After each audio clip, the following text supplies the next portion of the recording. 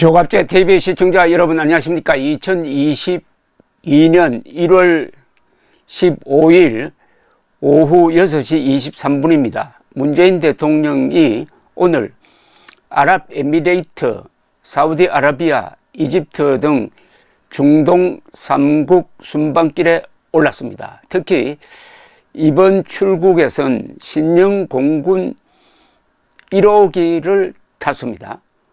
11년 9개월간 대한민국 대통령의 해외 순방 등 주요 임무를 완수한 공군 1호기는 퇴역했습니다. 공군 1호기 하면은 이게 무슨 전투기인 줄 아는데 그게 아닙니다. 보잉 747 전보입니다. 신형 공군 1호기는 보잉 747-8I 기종이며 기존 1호기 대비 항속 거리 및 순항 속도가 증가되었고 내부 개조를 통해 회의 공간 및 편의성이 증대되었다고 청와대가 공개를 했습니다. 출국하는 이유보다는 이 신형 비행기 이야기가 언론에 더 자세하게 실렸습니다. 신형 공군 1호기는 향후 5년 동안 대한민국 대통령 전용기로서 대통령 해외 순방 등 주요 임무를 수행할 예정이라고 합니다. 2001년에 제작되었고 2010년에 국내 도입이 된 공군 1호기 보잉 747-400은 11년간 대한민국 대통령 전용기로서 오랫동안 말하자면 취역해 왔습니다. 그러니까 박근혜, 이명박, 문재인 대통령 세 분을 모신 거죠. 공군 1호기는 세계 각국을 다니면서 총 156개국 162만 킬로미터를 비행하면서 전용기로서 임무를 수행하고 이제 물러났습니다. 문재인 정부 하에서는 각국과의 정상회담을 위한 순방과 APEC, G20 등 다자 정상회의 참석을 위해 총 51개국 정상 순방 임무를 이 비행기가 다 했다고 공개를 했습니다. 청와대가 51만 1660km를 비행했답니다. 뭐 이렇게 좋은 비행기를 타고 다니니까 얼마나 기분이 좋겠습니까? 참고로 1964년입니다. 박정희 대통령은 서독을 방문하는데 전용기가 없어가지고 루프트한자에 편성해서 갔습니다. 그러니까 다른 비행기에 얹혀가지고 갔습니다. 그것도 남쪽으로 쭉 도는 바람에 그때는 냉전시대니까 중국 상공 지나갈 수 없죠. 시베리아는 엄두도 못 내죠. 그래서 서독에 도착하는데 한 40여 시간 걸린 적이 있습니다. 그런데 지금은 보잉 747 최신형을 타고 많이 돌아다니면서 문재인 대통령이 주로 한 게 기억 남는 거는 이겁니다. 오로지 이 전용기를 타고 김정은을 위한 외교한 것 아닙니까? 어디를 가든지 김정은에 대한 대북 제재 풀어주세요 라고 이야기를 하고 김정은이 핵무장 포기하도록 압력을 넣자는 이야기는 하지도 않고 그러니까 좋은 비행기 타고 다니면 뭐합니까? 그걸로 대한민국을 위한 외교를 한 게 아니라 김정은을 위한 외교를 한 것 아닙니까? 여러분 그렇게 생각하지 않습니까?